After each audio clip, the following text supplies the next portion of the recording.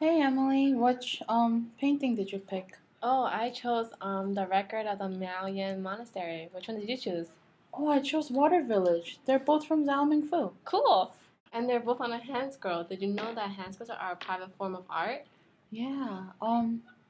And calligraphy is the highest form of painting, right? Zhao Mingfu was famous for his calligraphy, and the two paintings we chose, they both have calligraphy on it. Yeah, I totally noticed that. Hey, let's look at your painting first. Okay, so the record of the Maoyan Monastery is basically a bunch of calligraphy, Mhm. and the calligraphy is based on the history of the Buddhist monastery near Zhao Mingfu's hometown. Oh. Yeah. I see that the most obvious features are the three different styles of writing. Yeah, they are there's the artistic writing style, there's the standard modern style, and there is the seal script style. And that's the seal script, right? It looks like alien symbols. Yeah, they are. Basically, it's just symbols, and they get their form based on the nature. So, like, if the word is for sun, right? Then they will get like the shape of the sun that people normally see. Also, for other words like your mouth, it's like this. So then the word is like this. It's basically just depicting what they see. Oh, that's pretty cool. Yeah. So the standard script evolves from the ancient seal script writing that you see right here. It's the title, Mm-hmm. right? And then it symbolizes the strictly structured society in Chinese culture because everything has an order. There's an order for you to act, and there's like a hierarchy system. Mm. It's very neat. I guess that's what it means. Yeah, like when you write, you have to write it in a neat order fashion. You can't just have it all sloppy. Then Right. that wouldn't really be art for calligraphy wise. Of Also, course. many students and people they practice calligraphy a lot, so they perfect their skills. That's why it's so neat and like almost every word, if Mm-hmm. they duplicate it, they look exactly the same. Yeah, it Yeah, looks like it's been typed or something. I know, isn't that cool?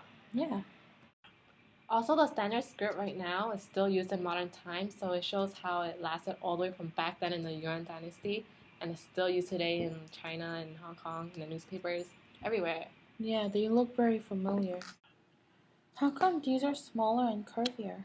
Oh, because that's the artistic writing.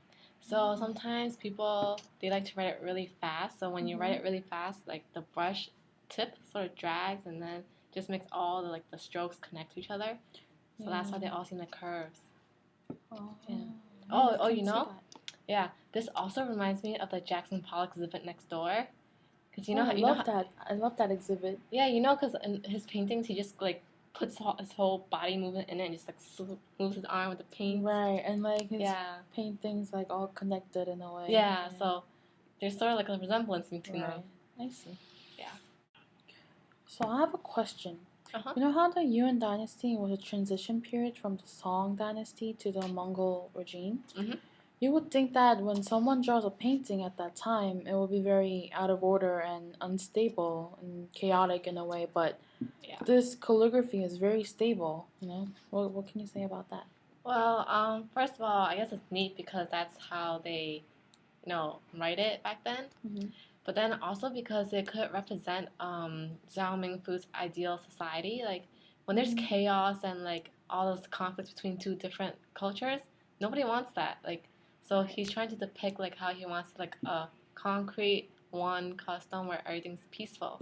As like how in the painting, the calligraphy is like in order. So they want order to society, want everything just to be normal.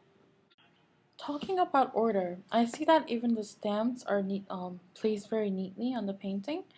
There are names of the scholars and artists who saw the painting, right?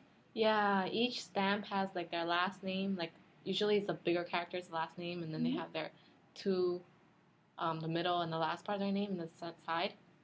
So yeah. Okay, so each stamp is delicately carved, and it could be made out of wood, rubber, all sorts of materials that it just has to be hard that it can stamp on. Like, they just roll paint on the bottom, and then so also, besides the different materials it can be made out of, there's also different size.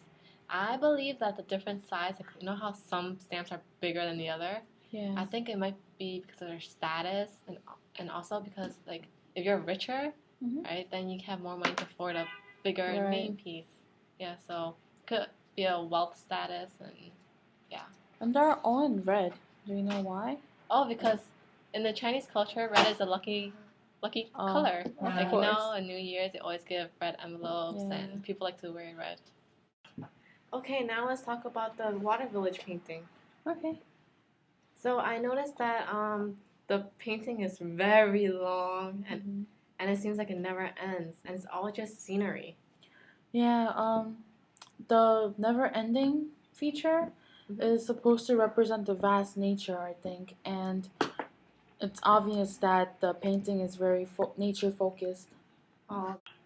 Okay, so for the previous calligraphy painting, like I know that to start looking and reading from the right side of the painting, but for this one, I have no idea where to focus on. It's all nature and it's all the same everywhere. Yeah, that's what I meant by nature focused. And also, if you look at the ratio between the nature, like the mountains and the trees, to the human beings, if you look really closely, there are human beings in the picture, and the ratio is really big. People are very tiny, which may suggest that people are inferior when it comes to nature. Oh, let me see. Oh my gosh, they are so tiny.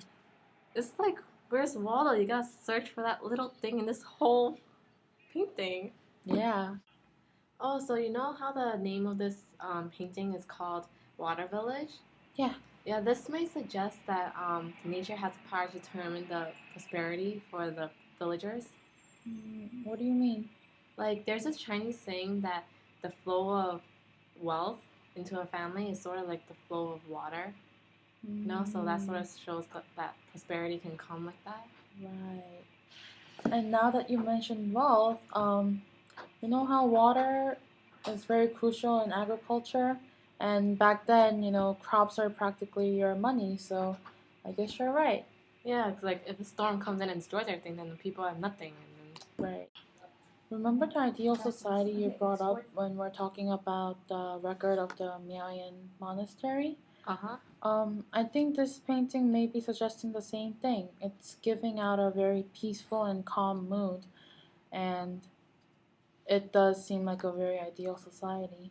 Oh yeah, that might be a recurring theme in his paintings. Like, really shows what he wants.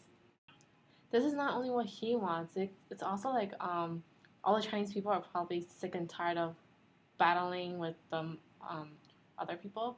Yeah, constant fight over power. Yeah, Right. nobody likes that. Yeah. And the final aspect of this painting is the calligraphy on the top. The calligraphy goes vertical when the whole scroll and the painting itself is horizontal. Unlike the painting, which you can basically see from any point when you're opening up the scroll must be opened fully for you to fully understand the calligraphy. So it's a very distinct feature. That's nice. Hey, so which one should we choose for the putting up on the wall?